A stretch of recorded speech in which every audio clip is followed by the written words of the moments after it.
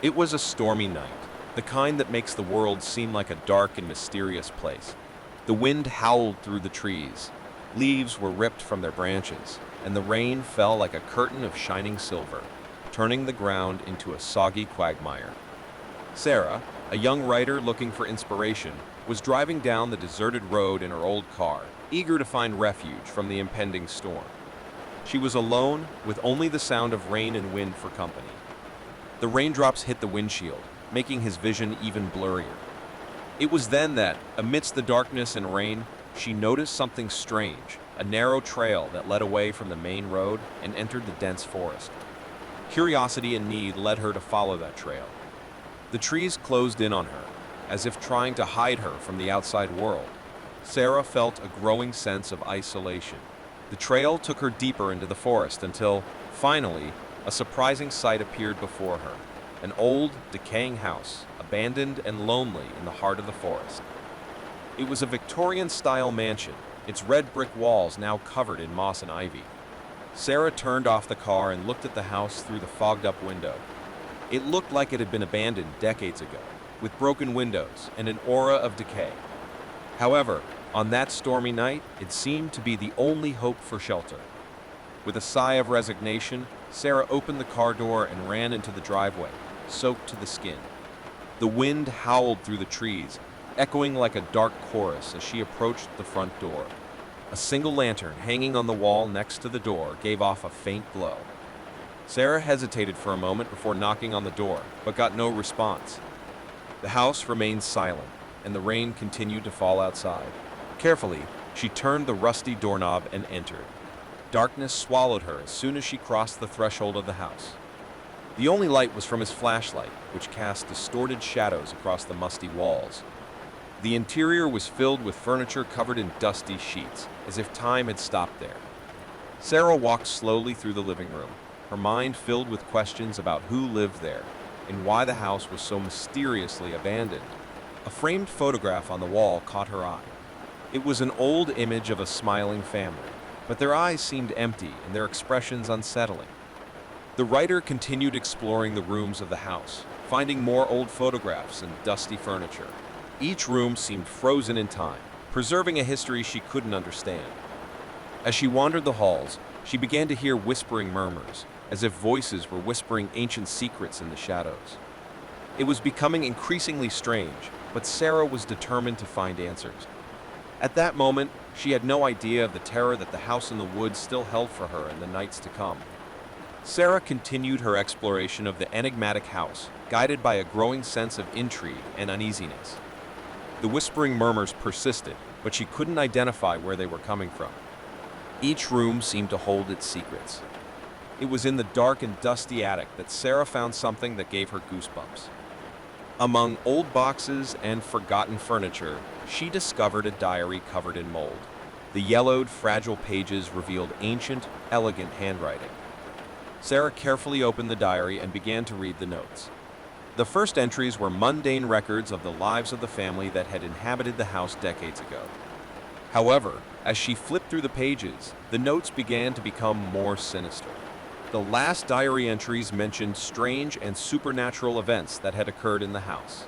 The diary author described unexplained sounds, unsettling shadows, and a constant feeling of being watched. Sarah could feel the growing paranoia in the author's words, who seemed to be on the verge of madness. As she read, Sarah felt a shiver run down her spine.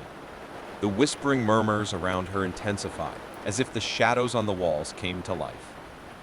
It was as if the house was trying to communicate with her in some way. A childish voice echoed in her ears, whispering her name.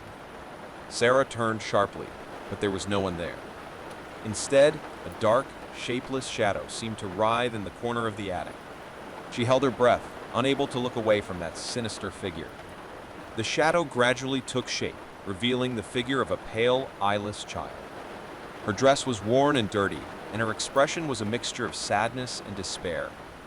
The childish voice whispered again, this time more clearly. "Please help me." Sarah backed away, her heart pounding. Wildly, she tried to stammer out words, but the terrified voice had escaped her throat. The child's figure extended a spectral hand toward her, emitting an anguished cry. Panic gripped Sarah, and she ran downstairs, leaving the diary behind. The house felt like an ever-changing maze, with walls that twisted, doors that closed in front of her, and the child's spirit following her relentlessly. Downstairs, in the darkness of the living room, Sarah tried to collect her thoughts. The house seemed alive, a supernatural entity that had imprisoned her inside. She knew she needed to find a way to escape, but the answer was hidden somewhere in that mysterious house. Determined to unravel the mystery, Sarah would face the horrors that awaited her in the shadows of the house in the woods. She could not ignore the desperate whispers of the ghost child and was determined to discover the truth behind the haunting that enveloped her. Sarah, shaken by her encounter with the child's spirit, knew that she needed to find answers to escape that house that seemed to have a life of its own.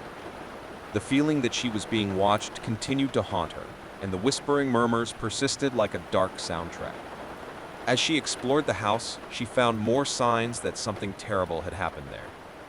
Old photographs showed the family that had once lived in that house, but their faces were somber, their expressions blank.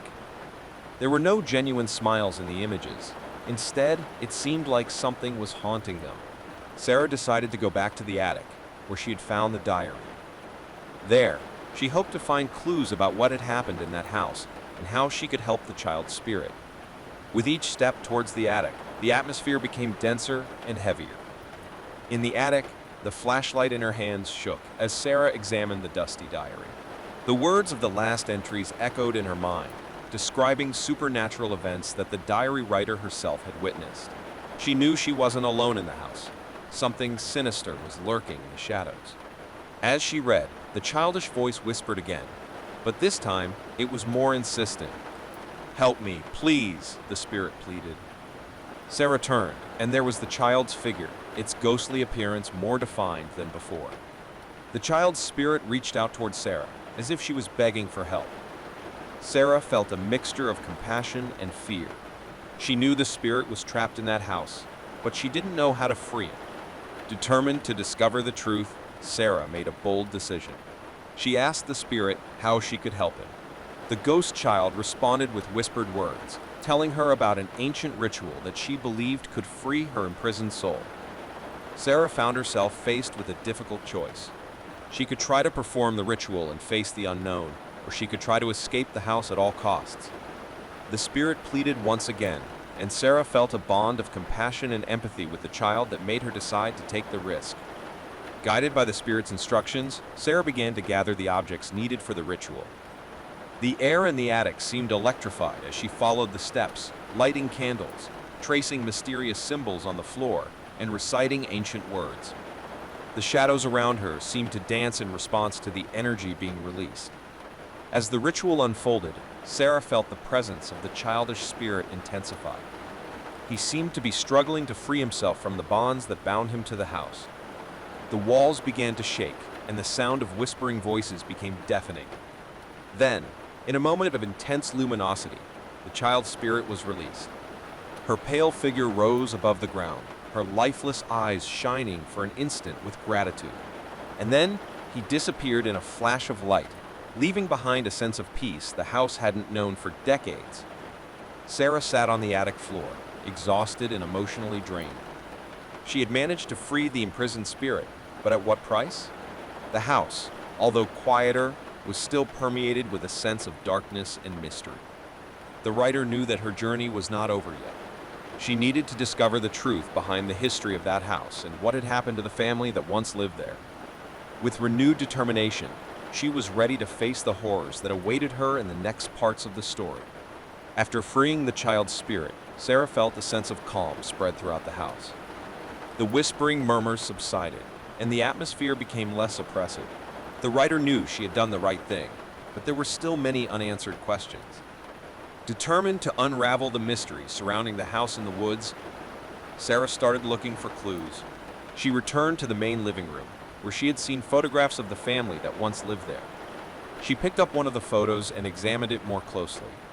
The faces of the people in the photo looked sad and troubled. There was no trace of joy or happiness in the expressions. Sarah noticed that the date on the back of the photo corresponded to the period in which the last diary entries were written. It was clear that something terrible had happened to the family, something that the writer still could not fully understand. As she continued to investigate, Sarah noticed that one of the living room doors was slightly ajar. She walked over and pushed the door open, revealing a staircase that led to the house's basement. The darkness below was almost palpable, and a feeling of uneasiness came over her. With the flashlight in hand, Sarah cautiously went down the stairs. The basement was damp and stuffy, full of stacked boxes and forgotten objects. It looked like the family had used the space as an antique store. As she explored the basement, Sarah found a macabre altar hidden in a dark corner. On the altar, there were burning candles, strange symbols, and mysterious objects. A chill ran down his spine as he realized that this place was linked to the rituals mentioned in the diary. In the corner of the altar, there was an old and dusty book. It was a record book that detailed the dark rituals performed in the house. Sarah leafed through the yellowed pages, reading about invocations and sacrifices. The names of family members were listed, including that of the child she had freed. It was a dark secret that the house hid. The family that had once lived there was involved in mystical and sinister practices, seeking power and wealth through forbidden rituals. The rituals had gone horribly wrong, trapping the child's spirit and placing a curse on the house. Sarah knew she needed to do something to break the curse once and for all. She began reciting the words from the book out loud in a desperate attempt to undo the evil that had been unleashed in that house. As the words flowed from his lips, the house began to shake and shake. Shadows stirred around him, and the whispering murmurs returned with a vengeance. Sarah continued to recite the words, her voice echoing in the dark basement. And then, in one last shudder, the house seemed to give way. The air became clear, and the feeling of oppression disappeared. Sarah knew she had made it. The curse was broken, and the child's spirit was finally free. Exhausted, Sarah climbed the stairs and left the house in the woods. She never returned to that haunted place, but she knew her journey had come to an end. The house was now at peace, and the dark secret it held had finally been revealed. The story of the house in the woods would be remembered as a saga of terror and redemption, a reminder of the dark forces that can reside in seemingly peaceful places. For Sarah, it was a lesson that even in the most haunted places, hope and courage can prevail.